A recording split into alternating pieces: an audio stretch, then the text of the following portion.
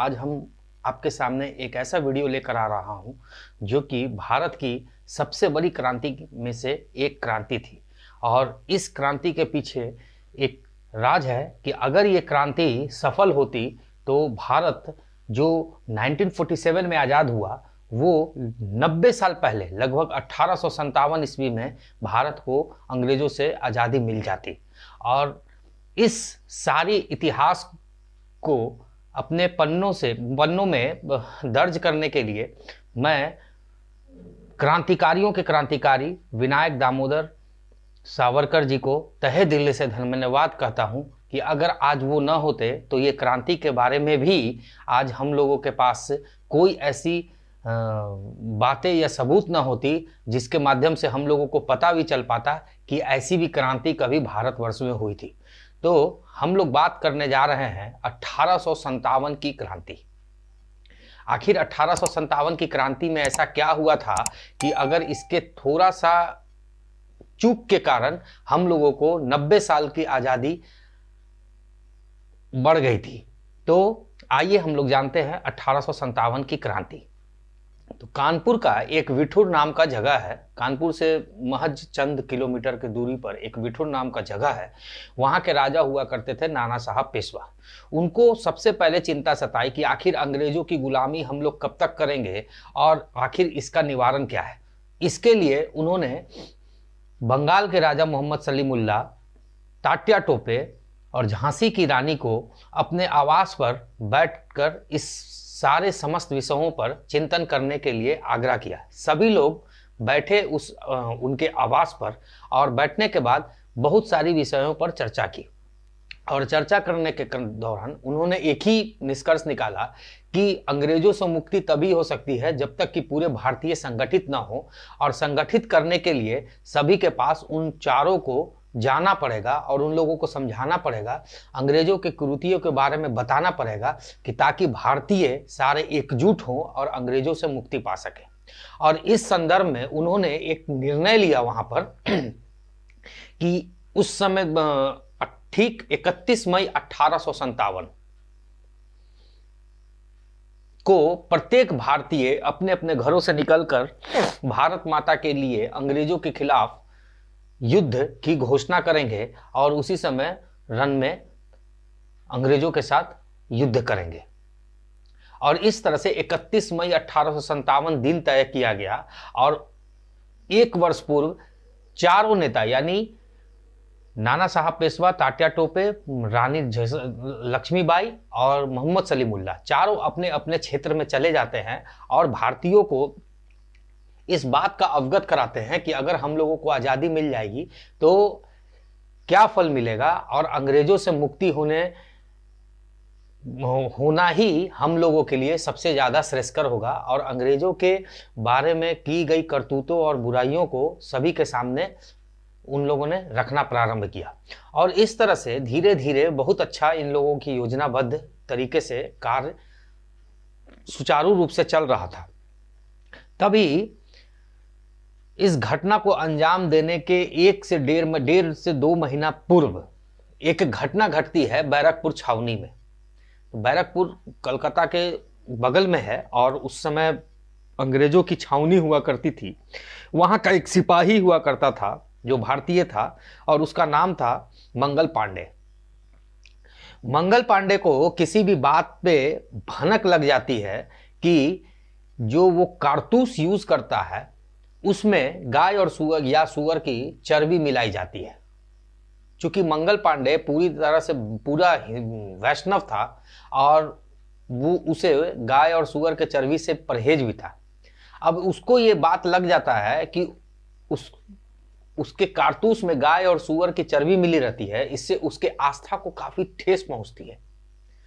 और वो तत्काल इस चीज को प्रमाणित करने के लिए वो कारखाना जाता है जहां कारतूस बनता है और वहां पर वो प्रत्यक्ष रूप से देखता है कि वास्तविक में गाय और सुअर की चर्बी मिली हुई है। अब इसको बहुत ज्यादा रोष होता है और वो तुरंत बैरकपुर छावनी में आता है। बैरकपुर छावनी में जैसे ही आता है तो वो वहां पर एक मेजर हुआ करते थे, मेजर ह्यूसन उसी मैदान में टहल रहे होते हैं। मंगल पांडे बहुत गुस्सा में उनके पास जाता है और पूरा आंख लाल रहता है उसका। और उस समय मेजर ह्यूसन से पूछता है कि क्या आप बता सकते हैं कि इस कारतूस में गाय और सूअर की चर्बी मिली रहती है कि नहीं। मेजर ह्यूसन इसका कोई उत्तर नहीं देते हैं। फिर मंगल पांडे इस बात को पूछता है कि क्या आप बता सकते हैं कि गाय और सूअर की चर्बी इसमें कारतूस में मिली रहती है कि नहीं रहती है। मेजर ह्यूसन इस बात को दोबारा वो दरकिनार कर देते हैं। अब इस बात को लेकर पूरा गुस्सा में मंगल पांडे आ जाते हैं और अपने कंधे पर रखे हुए राइफल को निकालते हैं और उसमें 2 गोलियां रहती है और उस राइफल से 2 गोली मेजर ह्यूसन के सीने में उतार देते हैं। मेजर ह्यूसन की मृत्यु उसी समय हो जाती है। उसी समय कैप्टन वॉग नाम का एक दूसरा अंग्रेज अधिकारी वहां घूमता रहता है और इस दृश्य को देखकर वो घोड़ा से उतरकर मंगल पांडे को पकड़ने के लिए ओर आता है।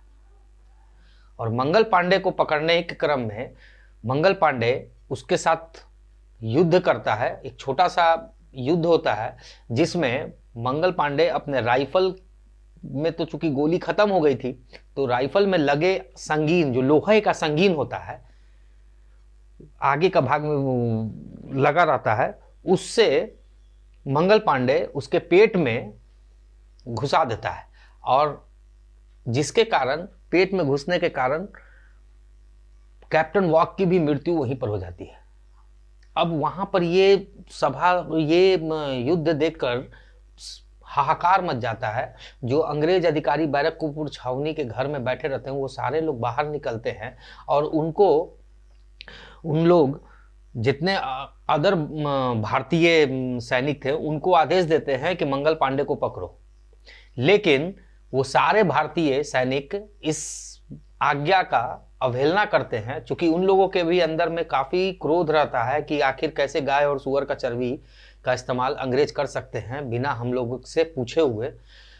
तब अंग्रेज के ही कुछ अधिकारी वो मंगल पांडे को चारों तरफ से घेर लेते हैं और किसी भी हालत में मंगल पांडे को पकड़ लेते हैं और अब उनको कोर्ट ले जाया जाता है और कोर्ट ले जाने के क्रम में जज उनको फांसी की सजा सुनाती है।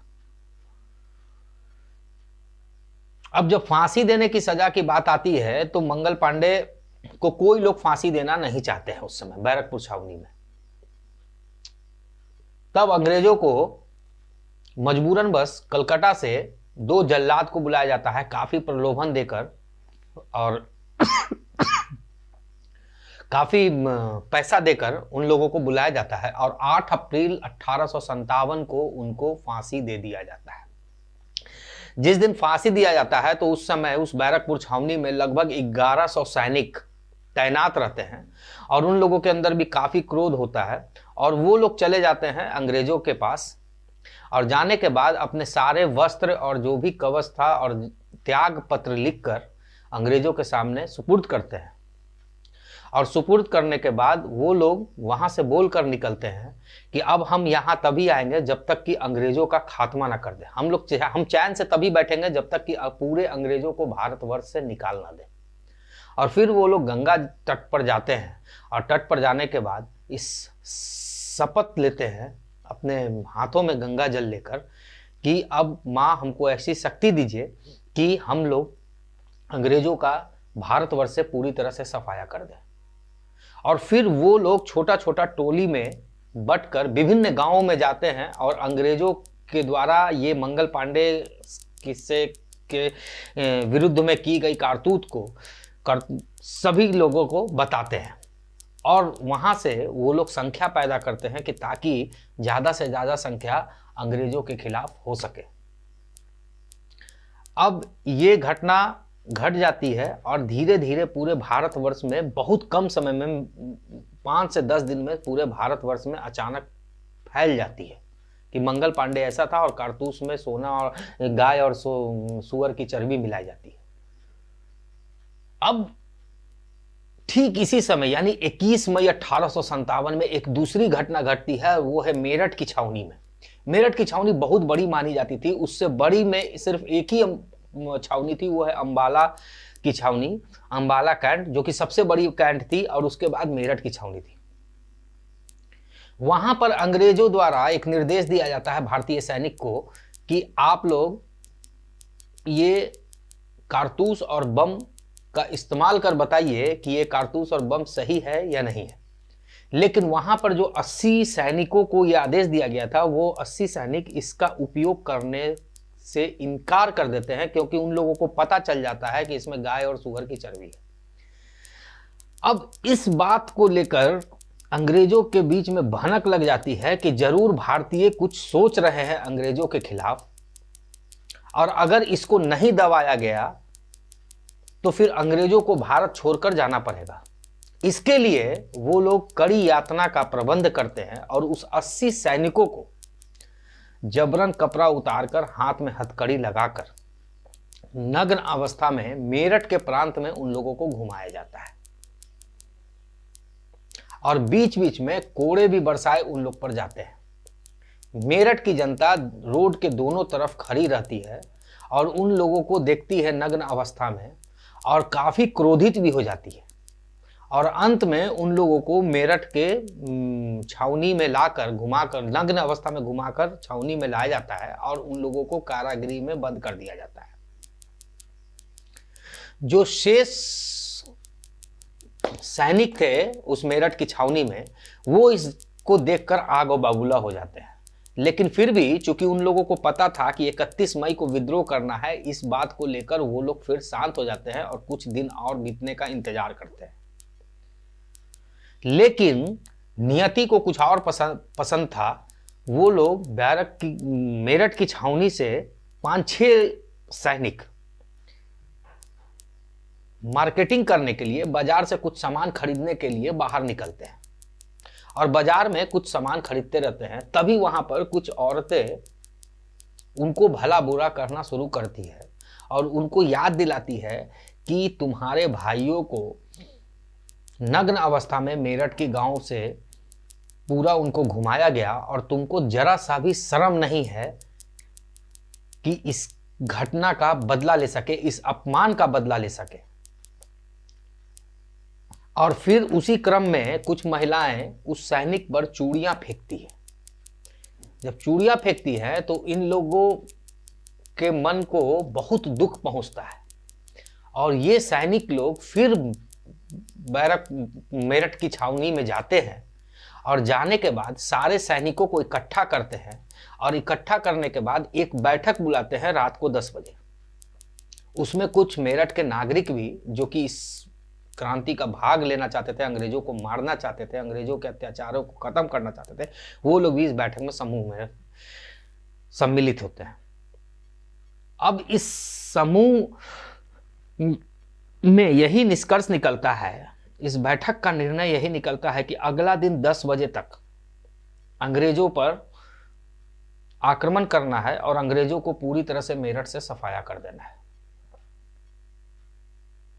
1797 में एजेवेस्की नाम का एक वायसराय आया था। उसने एक नियम पारित किया था कि जो भी अंग्रेज और महिला और बच्चे हैं, वो लोग रविवार के रविवार सभी लोग चर्च में जाएंगे, क्योंकि मंडे टू सैटरडे सबका वर्किंग डे रहता है, और इस काम वाले दिन में वो लोग कुछ नहीं, ज़्यादा समय नहीं मिलता है, तो रविवार को सभी लोग चर्च जाएंगे। तो ऐसा नियम था, और ऐसा नियम था तो सभी लोग रविवार को, अंग्रेज लोग चर्च जाते थे। इत्तेफाक से जिस दिन बैठक हो रही थी उसके अगले दिन रविवार ही था, और सैनिकों को पता था कि रविवार को सारे अंग्रेज एक चर्च में इकट्ठा होंगे। अब जब अगला दिन का 10 बजता है तो सारे नागरिक और सैनिक उस चर्च को चारों तरफ से घेर लेते हैं, और घेर कर चारों तरफ से किरासन तेल डालकर उसमें आग लगा देते हैं। जब आग लगाते हैं तो अंदर में बैठे अंग्रेजों के बीच में हाहाकार मच जाता है, और वो इतना भयानक दृश्य था कि कुछ अंग्रेज बाहर निकलना भी चाहते हैं, तो बाहर खड़ी जनता और सैनिक उनको बुरी तरह से मारती है, और मारकर अंत में उनको परलोक पहुंचाती है। और इस घटना को देखकर ये निष्कर्ष वहां पर निकला था कि चर्च से एक भी अंग्रेज जीवित वापस नहीं निकले थे।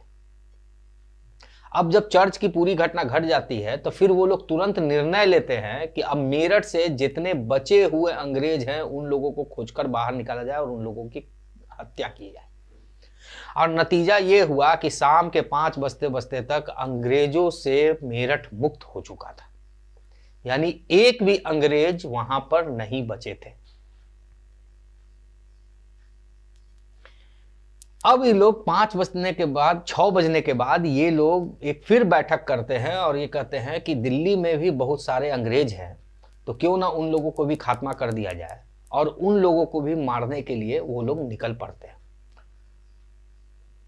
अगला दिन सुबह 6 बजे तक बैलगाड़ी ठेला जो भी उन लोगों को साधन मिला वो पहुंच जाते हैं वहां, क्योंकि मेरठ दिल्ली के बगल में है तो उन लोगों को पहुंचने में ज्यादा दिक्कत नहीं होती है और दिल्ली में पहुंच जाते हैं। तो दिल्ली में उस समय एक राजा हुआ करता था बहादुर शाह जफर। बहादुर शाह जफर एक ऐसा कंफ्यूज आदमी था कि उसको हमेशा लगता था कि अंग्रेजों से लड़े या न लड़े, लड़े या न लड़े। वो इसी कंफ्यूजन में आज तक उसने कभी भी अंग्रेजों के साथ लड़ाई नहीं की थी और बहुत हद तक वो संधि कर कर ही अंग्रेजों के साथ रहता था।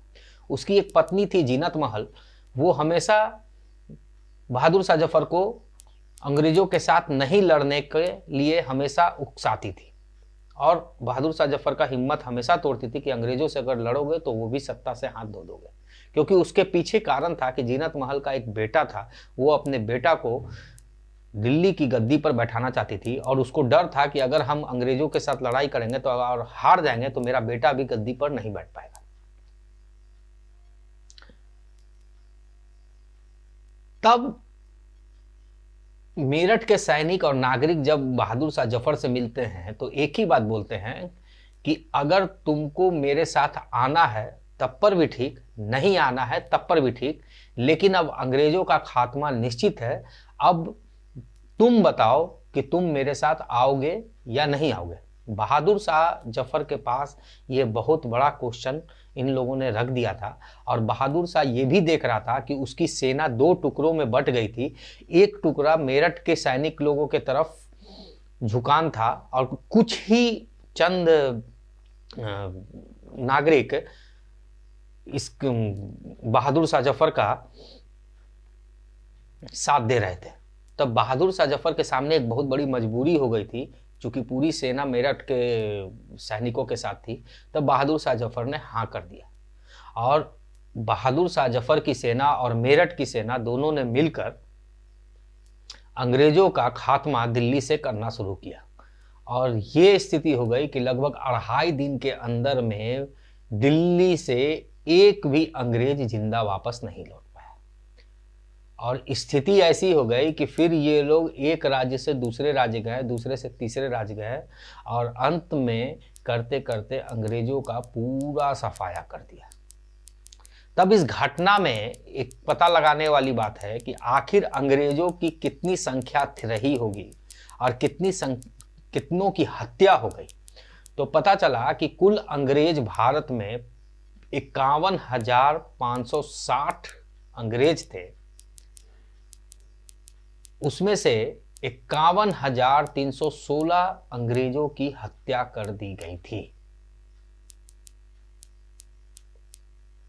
और जो बचे थे लगभग 200 से 250 अंग्रेज, उन्होंने या तो अपने चेहरा पे कालिक पोत लिया था कि ताकि वो भारतीय देखने में लगे, कुछ लोग भिखारी का पोशाक पहनकर इधर उधर छिपते रहे, कुछ ने भगवा धारण कर लिया था और पंडित बनने का नाटक करने लगे थे और कुछ साड़ी पहनकर अपना जीवन बचाया था। अब फिर पता चला कि आखिर कितने लोग इस क्रांति में भारतीयों द्वारा संलिप्तता थी। तब पता चला कि कुल 4.5 करोड़ भारतीय 1857 की क्रांति में भाग ले रहे थे। तो फिर पूछा गया कि आखिर कितने महिलाएं थी इसमें, महिलाएं भी भाग ले रही थी कि नहीं। तो पता चलता है कि इसमें लगभग 2 करोड़ महिलाएं इसमें पूरी तरह से लिप्त थी अब महिलाओं का काम क्या होता था कि अगर पुरुष बंदूक चलाते थे तो उस समय बंदूक में सिर्फ 2 ही गोली रहती थी, तो दूसरा बंदूक में 2 गोली भरकर माताएं बहनें तैयार रखती थी कि ताकि फिर पुरुष गोली चलाए। पुरुष जब तोप चलाते थे तो बम भरने का काम जो है माताएं बहनें करती थी। एक स्थान से दूसरे स्थान तक औजार ले जाने में माताएं बहनें का बहुत बड़ा योगदान था। और उसी समय एक और महिला थी, हम लोग झांसी की रानी के बारे में तो सभी लोग जानते हैं, लेकिन उसी समय एक और महिला थी, उनका नाम था अजीजन बाई। अजीजन बाई पेशे से वैश्या थी, लेकिन उनका भी नाम महान क्रांतिकारियों में से एक आता है, लेकिन आज इतिहास के पन्नों में उनका नाम को लुप्त कर दिया गया है। तो अजीजन बाई से जब तात्या टोपे पूछते हैं कि आखिर आप तो वैश्या हैं, आप ये क्यों काम कर रही हैं, तो वो बोलती हैं कि मैं पेशे से भले ही वैश्या हूं, लेकिन दिल से भारतीय हूं। अजीजन बाई की एक टोली थी महिलाओं की, जो कि पैसा देह बेचकर कमाती थी, लेकिन वो सारा पैसा जमा कर उन क्रांतिकारियों को देती थी जो अंग्रेजों के विरुद्ध लड़ रहे थे। और अजीजन बाई के ही माध्यम से बहुत सारे कारतूस, बम, बंदूक ये सब खरीद कर उन क्रांतिकारियों को भी दिया जा रहा था। इसी बीच में एक और निष्कर्ष निकल कर आता है कि आखिर 4.5 करोड़ क्रांतिकारी इस युद्ध में लिप्त थे, तो इसमें उन लोगों को हथियार कौन बनाता था, देता, बनाता कौन था? ये तो खरीदने वाली बात है, और बनाता कौन था? तब पता चला कि उस समय एक जात हुआ करती थी बंजारा। तो बंजारों ने इस काम का बीड़ा उठाया था कि जितने भी हथियार हैं, तलवार, छुरी, गड़ासी, जो भी, उन लोगों को वो बनाने का काम करेंगे। और बंजारा तो हम लोग जानते हैं एक जगह से दूसरे जगह रहते हैं, उन लोगों का अपना घर द्वार नहीं होता है। तब उसी समय एक व्यक्ति उनसे पूछता है कि आखिर आप लोग तो कर्म करते हैं, रोजगार भी करते हैं, पैसे की भी कोई दिक्कत नहीं, आखिर घर क्यों नहीं बनाते हैं? तो वो लोग बोलते हैं कि मैं कैसे घर बना सकता हूं, क्योंकि मेरे राजा ने भी घर नहीं बनाया है। तो उन लोग से पूछा क्या आपके कौन राजा है, किनके आप फॉलोअर हैं, अनुयायी हैं, जिन्होंने घर नहीं बनाया और वो राजा है आप लोग के? तो वो बोलते हैं कि मेरे राजा महाराणा प्रताप हुआ करते थे, जिन्होंने महल में ना रहने का, चांदी की थाली में ना खाने का, पलंग पर नहीं सोने का प्रण किया था, और मुगलों को यहां से आजाद करने के बाद ही ये काम करेंगे, ऐसा उन्होंने शपथ लिया था। तो तब से लेकर आज तक वो लोग भी, बंजारा लोग भी, महाराणा प्रताप के अनुयायी के रूप में अपना जीवन यापन कर रहे हैं। अब फिर एक प्रश्न आया कि आखिर 4.5 करोड़ लोगों को नेतृत्व कौन कर रहा था? तो पता चला कि 7,20,000 लीडर ऐसे थे जो इन 4.5 करोड़ लोगों का नेतृत्व कर रहे थे। अब 7,20,000 में एक थे नाना साहब पेशवा, दो थी महारानी लक्ष्मीबाई, 3 थे तात्या टोपे, चौथा थे सलीमुल्ला, और इसी तरह से करते करते 7,20,000 लीडर इस क्रांतिकारी में इन्वॉल्व थे, और ये 4.5 करोड़ लोगों का नेतृत्व कर रहे थे। तो जो 200 की संख्या अंग्रेजों की बच गई थी और वो किसी भी तरह से इंग्लैंड जाने में सफल हुए, यही सबसे बड़ी भूल हुई थी भारत के 1857 की क्रांतिकारी में। उन लोगों को जिंदा वापस नहीं जाने देना चाहिए था। जब वो लोग गए हैं और हाउस ऑफ लॉर्ड्स में उन्होंने आप बीती अपनी बताई, तब अंग्रेजों ने यह निष्कर्ष निकाला कि उस समय एक अंग्रेजों की युद्ध हुई थी ईरान से, जो ईरान पर उन लोगों ने विजय पा लिया था। उसमें लगभग 20,000 सेना थी जिनको इंग्लैंड लौटना था। और उसी समय एक और युद्ध अंग्रेजों ने छेड़ रखी थी, वो चाइना से थी, और 40,000 सेना को तैनात कर दिया था कि चाइना के साथ युद्ध करना है।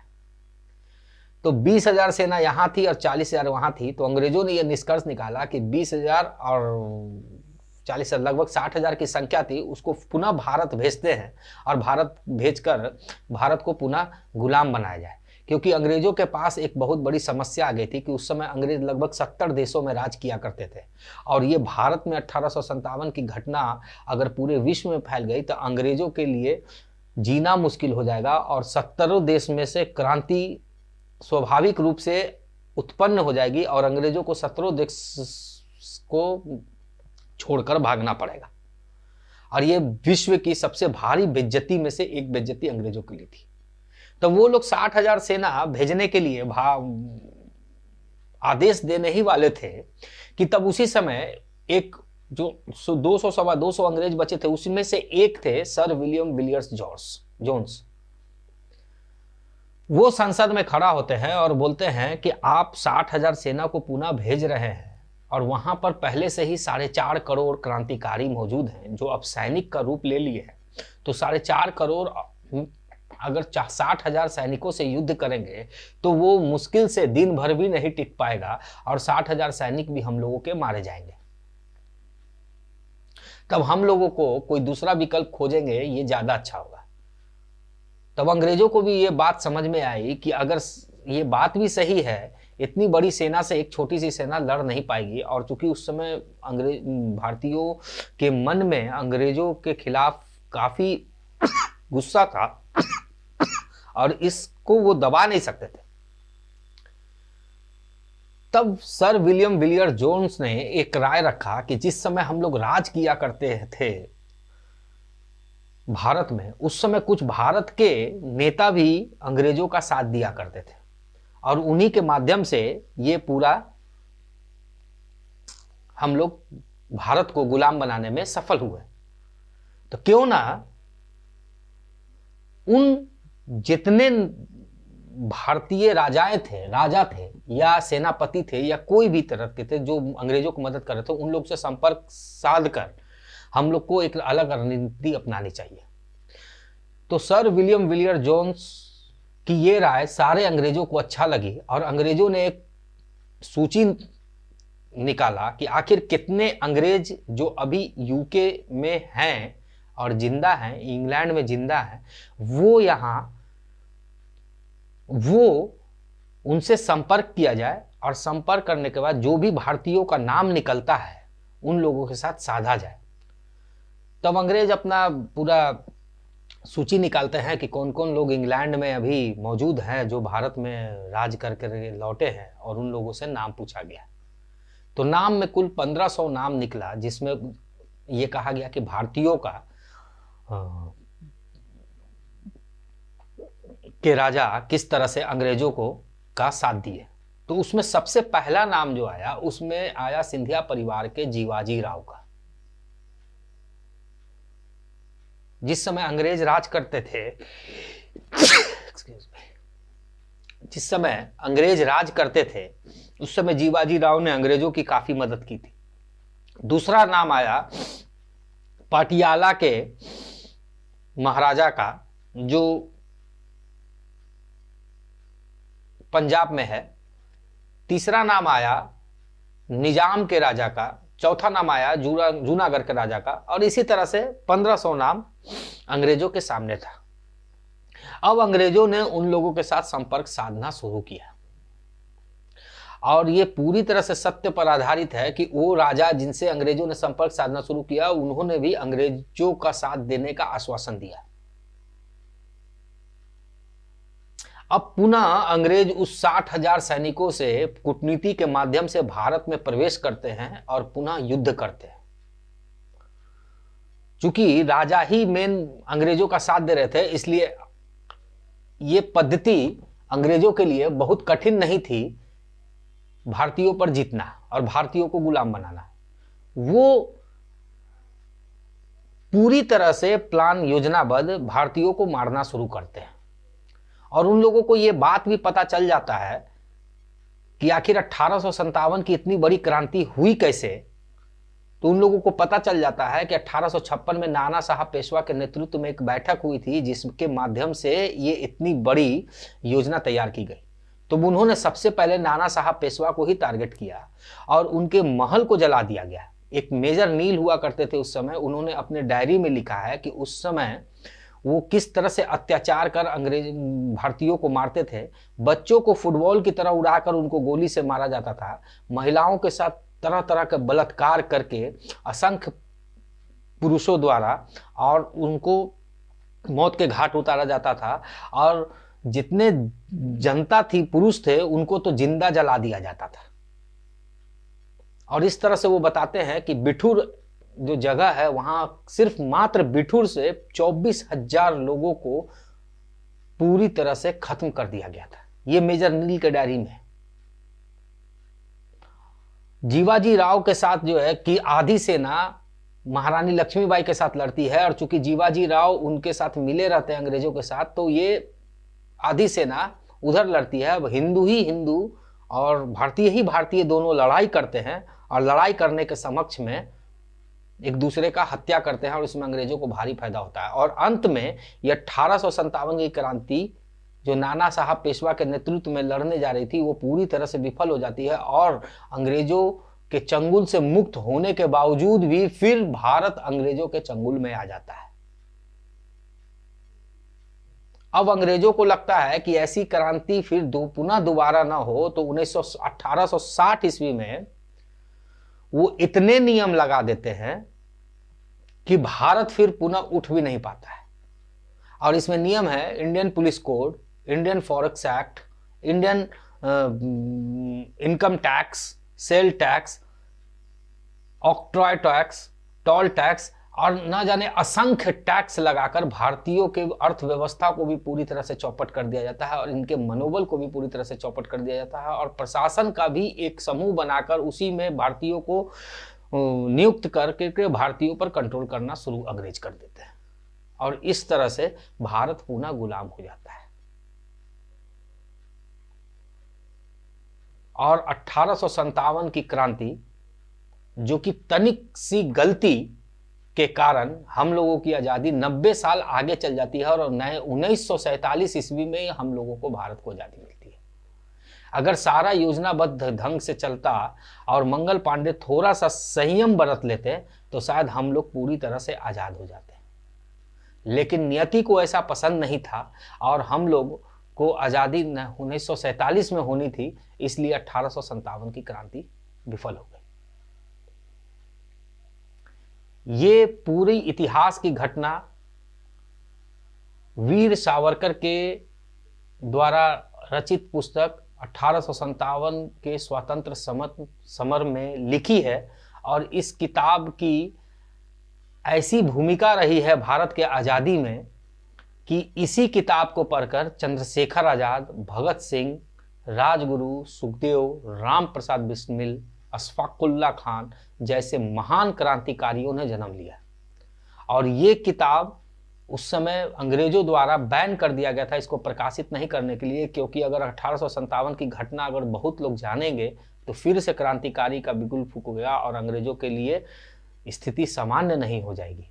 तो उस समय अब पढ़ते कैसे थे ये किताब को, अब भगत सिंह के पास ये किताब पहुंचता है, तो भगत सिंह फिर अपने हैंड राइटिंग से लिखते हैं, हाथों से लिखते हैं, और लिखकर चंद्रशेखर आज़ाद को देते हैं। फिर चंद्रशेखर आज़ाद लिखते हैं, फिर एक प्रति अपने पास रखते हैं और दूसरी प्रति राम प्रसाद बिस्मिल को देते हैं। और इस तरह से भारत में ये किताब का प्रकाशन हुआ था, क्योंकि सारे पुस्तकालय में और सारे प्रकाशित प्रेस में इस किताब को छापना वर्जित था।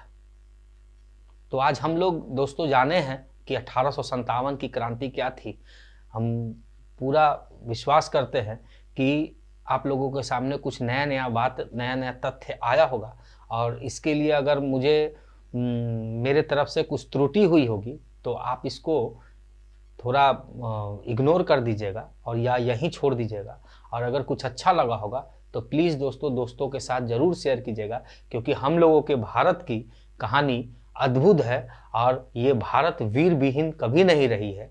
लेकिन इतिहासकारों, चंद इतिहासकार, चाटुकार इतिहासकारों के कारण आज हम लोग अपने ही गौरव अतीत और गौरवशाली भारत के बारे में नहीं जान सकते हैं। तो बहुत बहुत धन्यवाद ये सुनने के लिए और अंत तक रहने के लिए।